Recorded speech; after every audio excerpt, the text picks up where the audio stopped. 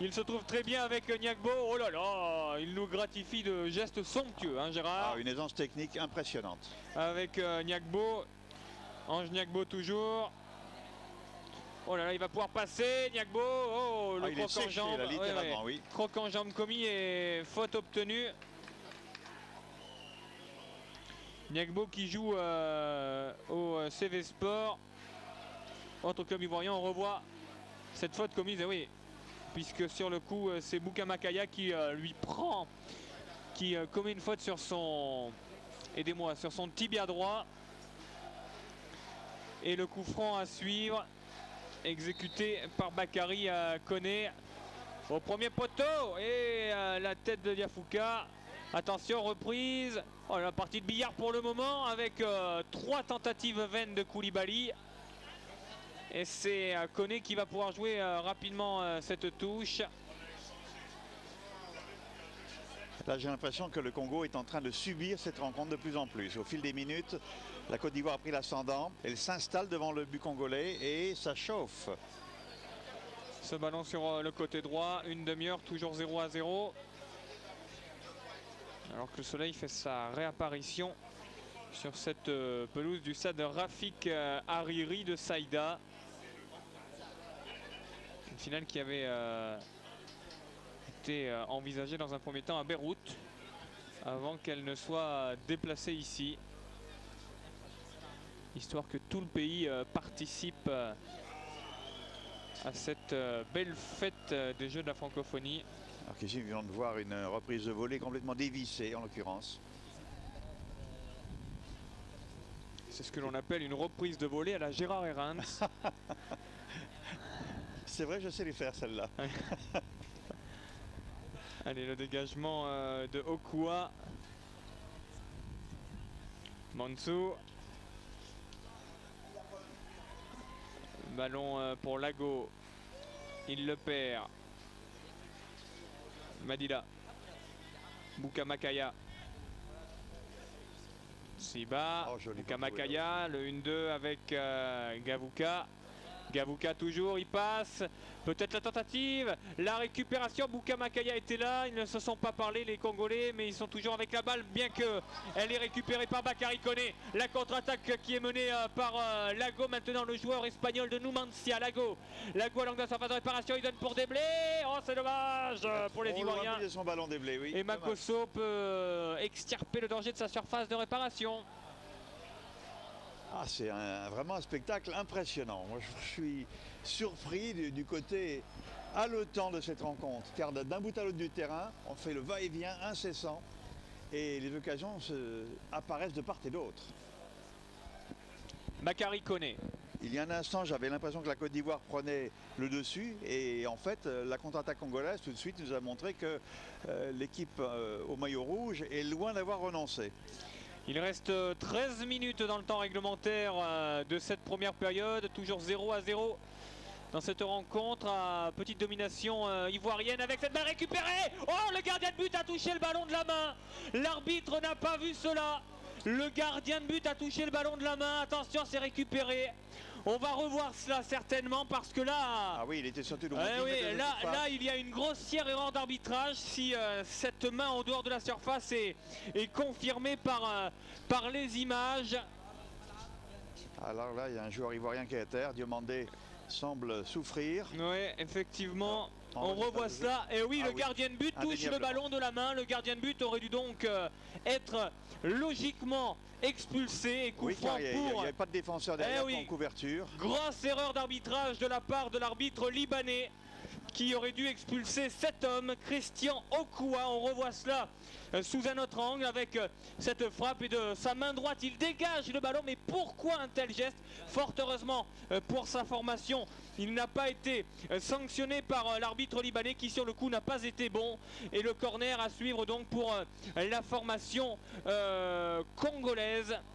Alors que c'était la 32e minute de jeu. C'est peut-être le tournant du match, ça. Hein, parce que dans ce genre de finale, dès l'instant où une équipe prend l'ascendant au tableau d'affichage... Mais comment peut-on faire une telle erreur d'arbitrage lors d'une finale? Ça restera toujours un mystère, hein, ça, parce que l'arbitre assistant est juste à côté de lui. Ils sont là tous les trois, et bien ils n'ont pas été capables de sanctionner cette main commise en dehors de la surface de réparation par le gardien ivoirien de l'Africa Sport, Christian Okua. Corner à suivre pour le Congo. On joue depuis 34 minutes dans cette première période et toujours 0-0. Attention à ce que cette main non sifflée ne soit pas le tournant de cette finale.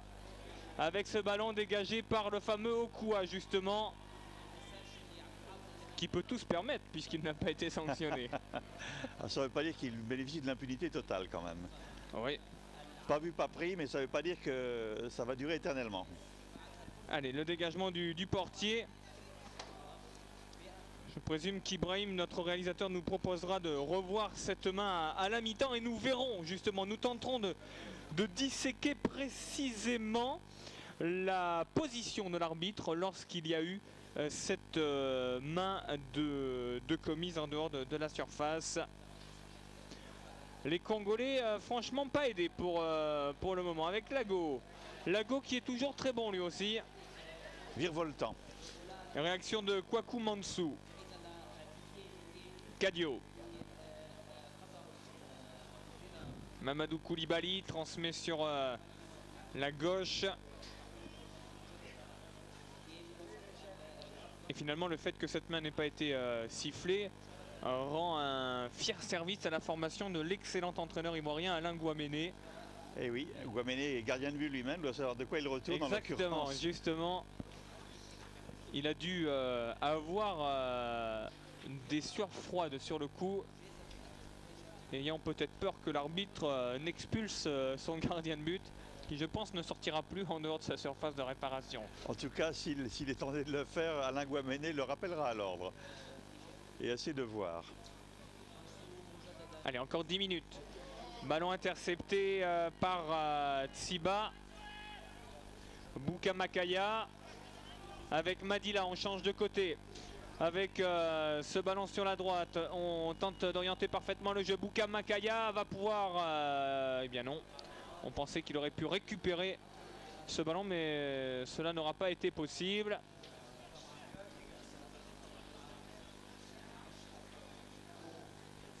On est à l'angle de la surface de réparation. Koulibaly. Alors que l'ombre prend de plus en plus de place sur cette pelouse de Saïda. La Côte d'Ivoire qui est face à une semaine importante parce qu'en cas de victoire à Blantyre samedi lors des éliminatoires CAN Coupe du Monde, eh bien la Côte d'Ivoire pourrait composter son ticket pour le premier mondial de l'histoire en Afrique, en Afrique du Sud.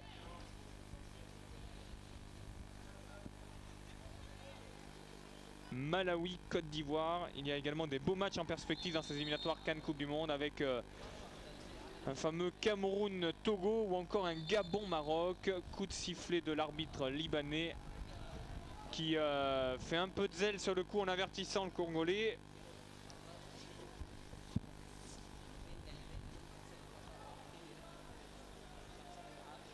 Et justement, Jean-Éloi Mankou, l'entraîneur congolais, dit à l'arbitre: tu siffles là, mais tu n'as pas sifflé la main. Ils ont discuté rapidement tous les deux et Jean de Dieu Baboul, le quatrième officiel, est obligé de faire la police. Une équipe ivoirienne qui a commis nettement moins de fautes que le Congo. 9 fautes pour le Congo, 5 pour la Côte d'Ivoire. Coup franc mal exécuté par la formation des éléphants. Ballon dans les pieds de Malonga. On joue vite, Bouka Makaya, cette balle, le 1-2, oh, ils se prennent les pieds dans le tapis avec Gavuka qui a trop hésité pour apporter le danger. Il est allé très vite, il faut dire quand même. Il n'a pas eu le temps de gérer cette situation. L'espace d'une seconde, il y a eu 3 touches de balle et c'est vraiment excessif. Et la formation congolaise peut contre-attaquer maintenant. Tancred Makolo. Makolo avec cette balle qui est toujours dans les pieds de Gavuka. La balance qui s'équilibre sur le côté droit avec Koyou. Princelin Koyo qui va pouvoir s'infiltrer la surface, corner, et oui. Il y avait un joli débordement là. Alors l'arbitre central qui devrait suivre un peu plus son juge de touche, parce qu'il estimait qu'il y avait une sortie de but. On voit mal comment il pouvait y avoir sortie de but, parce que c'est l'Ivoirien qui a mis le ballon en corner. Arbitrage assez étrange de l'arbitre libanais dans cette finale. Il reste 6 minutes dans cette première période.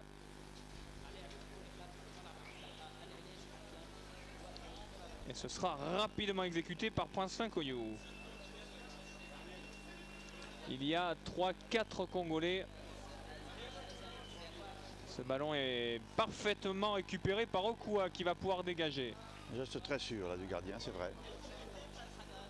Par contre le dégagement, lui, l'est beaucoup moins. C'est un secteur souvent négligé par les gardiens de but que le dégagement. Oui, c'est vrai. L'occasion de relancer, d'être le premier attaquant de l'équipe en définitive. Avec ce ballon sur la droite. Encore, bien joué. Quelle fin de passe. Encore 6 minutes. Ils ont du mal, ils pêchent dans la finition les Congolais. Sans quoi ça aurait peut-être pu payer là. Avec ce beau dégagement de la tête de la défense. La défense ivoirienne qui est très bonne. Hein. C'est vrai que cette formation des éléphants est particulièrement sérieuse défensivement. Ballon à droite.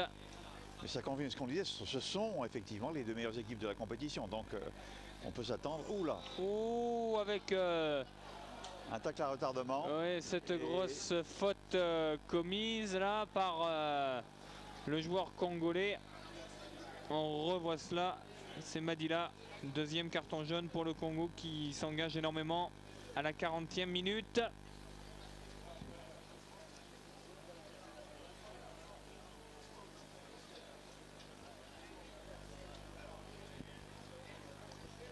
Et c'est Madila Foutou qui a pris le carton jaune, le numéro 13, et non Gavuka, le numéro 8, comme cela a été indiqué par erreur en bas de votre écran. Le ballon à droite pour Bakary Koné, mais ce sera un ballon pour la Côte d'Ivoire.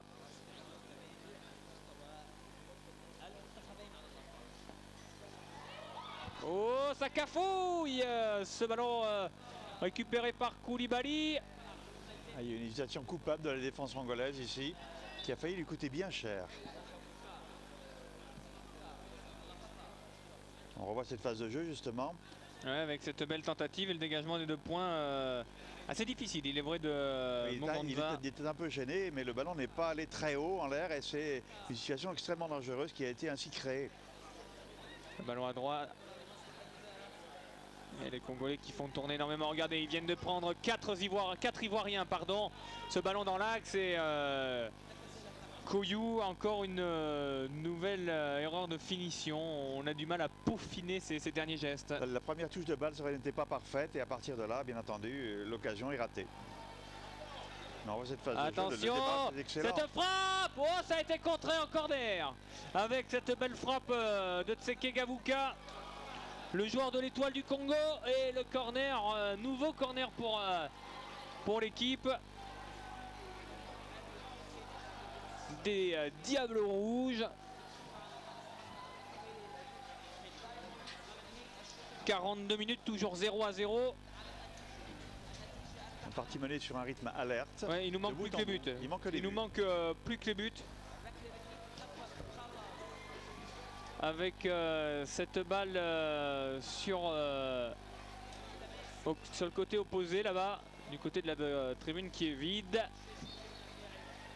Et ce sera une faute commise par un Congolais.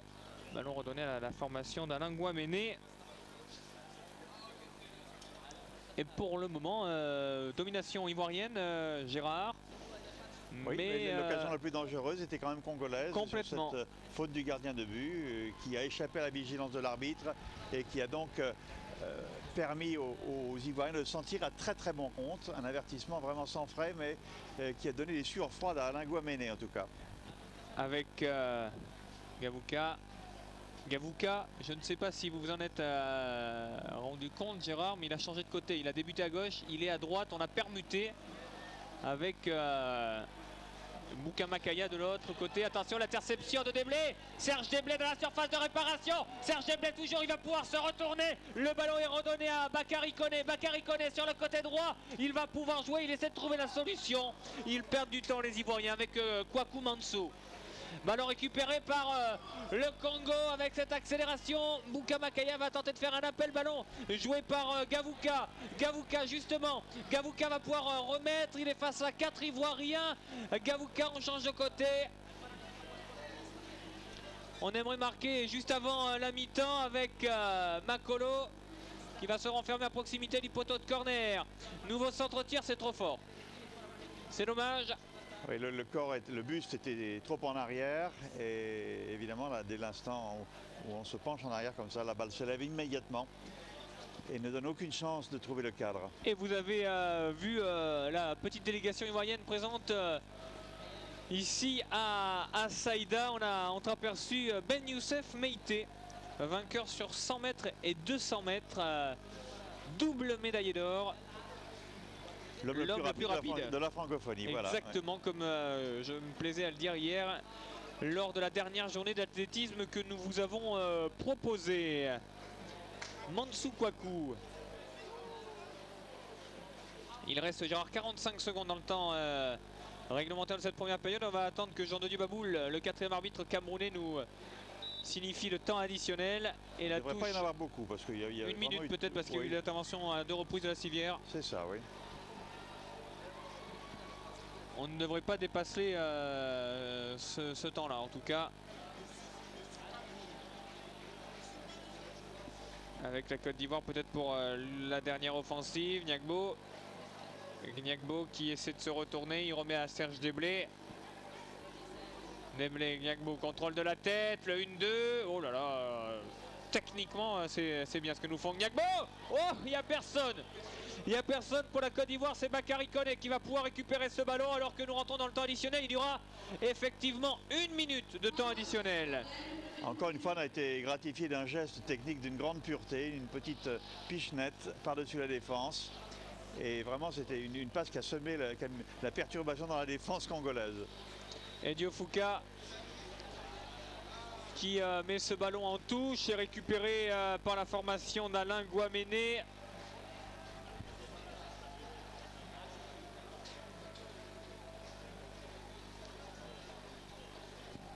Didier Cadio, encore 20 secondes dans le temps additionnel. Cadio avec Mamadou Koulibaly dans l'axe. La dernière offensive, le 1-2 avec Lago qui avait déjà marqué en demi-finale. Lago sur le côté droit, la tentative, le dégagement au premier poteau de Lemina Malonga. Et la formation congolaise qui peut aller très très vite. Gérard avec toujours ce même joueur, Gavouka, Tseke Gavouka. Et le coup de sifflet de Ali Sabag, l'arbitre libanais, sur ce score de 0-0 entre Ivoiriens et Congolais finalement. Que retenir de cette première période? Personnellement, mon sentiment, c'est qu'on a vu un spectacle de qualité, c'est ça l'essentiel.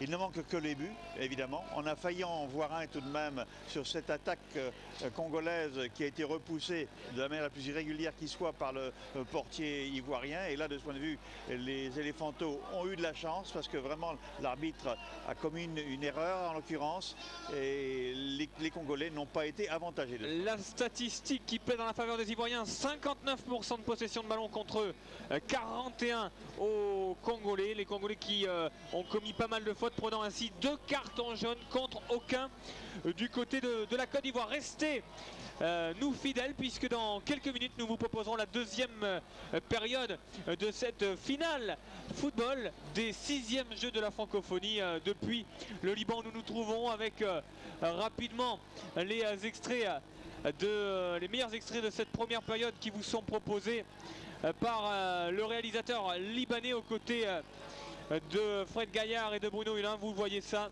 avec cette phase là. Alors là on revoit, merci, voilà, le gardien, c'est flagrant, prend le ballon des deux mains. On pensait que c'était la main droite, il prend le ballon des deux mains. Le gardien aurait dû prendre un carton rouge et sur le coup c'est une grossière erreur d'arbitrage. L'arbitre libanais qui n'a pas été à la hauteur du niveau footballistique de cette finale. Restez avec nous, on se retrouve dans un instant pour ce second acte. A tout de suite.